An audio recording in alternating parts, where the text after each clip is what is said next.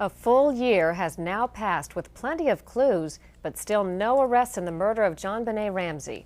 On the anniversary of the Christmas killing, there was a candlelight vigil in Boulder, Colorado, in memory of the 6-year-old beauty pageant star. Another is planned for tonight at the home where her body was found. CBS's Diana Olick updates us on the slow-moving investigation. Hello, I'm Patsy Ramsey. Daddy's not here, but this is JonBenét. Christmas passed at the Ramsey home. JonBenét's bedroom is one that she says she's always dreamed about. Each room decked and adorned. JonBenét's Christmas tree is entitled The Littlest Angel and hosts a collection of heavenly ornaments. A family proudly and publicly displaying its wealth. And we'd like to welcome you to our home and wish you a very Merry Christmas. Wave, JonBenét.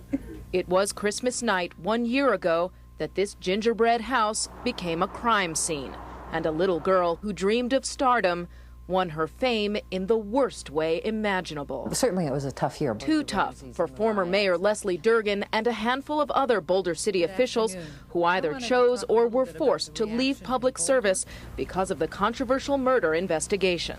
People in Boulder have no need to fear. You've been there from the start. You were the first person to say, you don't have to go locking your doors. There's not a killer on the loose. What makes you so sure that they are going to bring this case to justice? Well, I'm not sure how much of it is confidence and how much of it is hope. Despite that hope, the investigation has been mired in mistakes right from the start.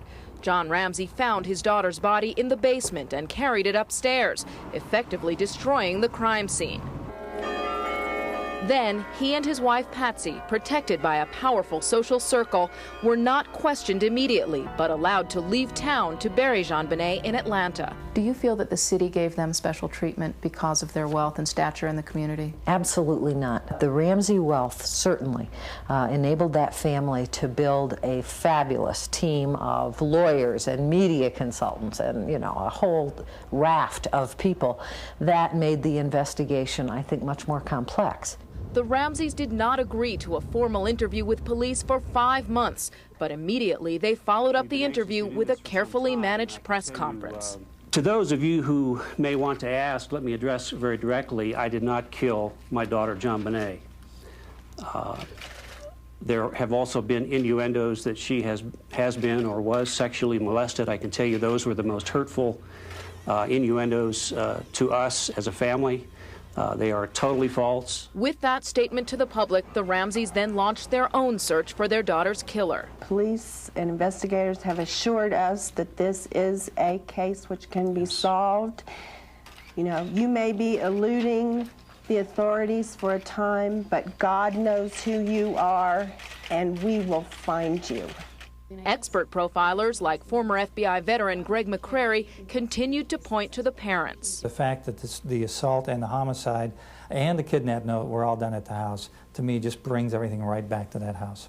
The summer brought the release of JonBenét's full autopsy report. It finally confirmed she was sexually assaulted. Even a year later, new information continues to emerge. Last week, police questioned neighbors about the possible use of a stun gun in the murder. Police have requested a new Ramsey interview, and CBS News has learned family attorneys were negotiating the terms last week. Do you feel that the Ramseys were involved in this? I honestly don't know. The Ramseys are spending this Christmas in their new Atlanta home, with few decorations and no video Christmas cards. The only thing anyone knows for sure is, for now, someone is getting away with murder. Diana Olick, CBS News, Boulder.